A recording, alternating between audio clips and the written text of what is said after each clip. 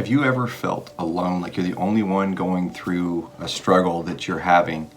I remember back when my wife and I we'd just been married, and we're a couple years in, and we were trying to have kids, and we were having a major struggle with that. And then when we did get pregnant, my wife got pregnant. I didn't.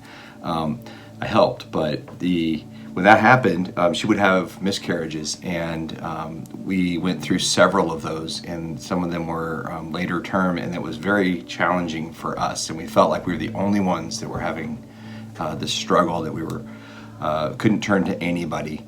And what we found was, we weren't the only people that have ever gone through this. There are quite a number of people that were in almost identical situation where they had struggled to conceive and that they had gone through miscarriages.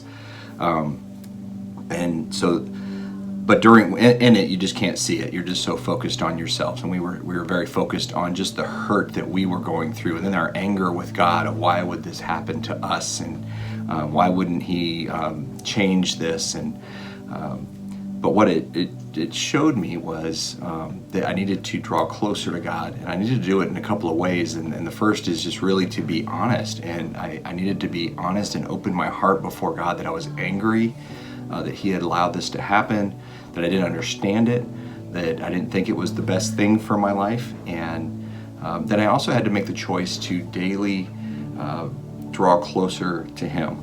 That it was the last thing I really wanted to do with a God whom I was angry with, and my hurt was directed towards Him. But the thing that I saw started to bring healing to me through that process was as I drew closer to God, as I was honest with Him, as I made the effort to connect with Him on a different level.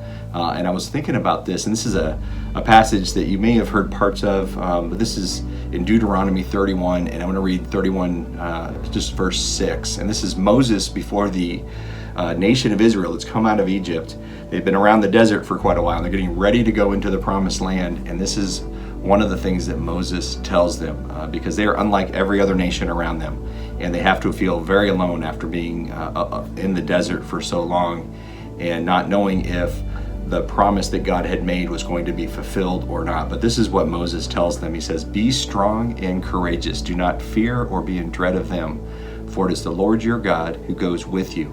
He will not leave you or forsake you." And those words were true for the nation of Israel, as we saw played out in history as they moved into the promised land and God established them as a nation. They're true for them, and those same words are true for us, that God will never leave or forsake us.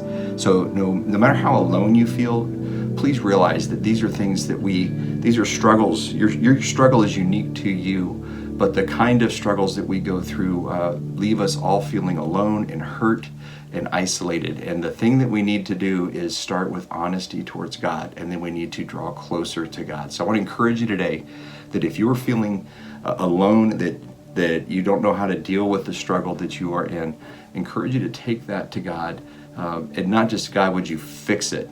Because God didn't just give them the promised land, the nation of Israel. They had to go in and take it. And so they still had to go through it, but He was with them through that. And I think the same is true with us, is our struggle may not disappear, but He will walk through us in our struggle, and we will find a sweeter relationship with Him at the end if we're willing to lean in and be honest with Him. So that's my encouragement with you today. Be honest with God and lean in, even when it feels like the last thing you want to do. It's the best thing that you will find will bring you out of this in your life. Thank you. Have a great day.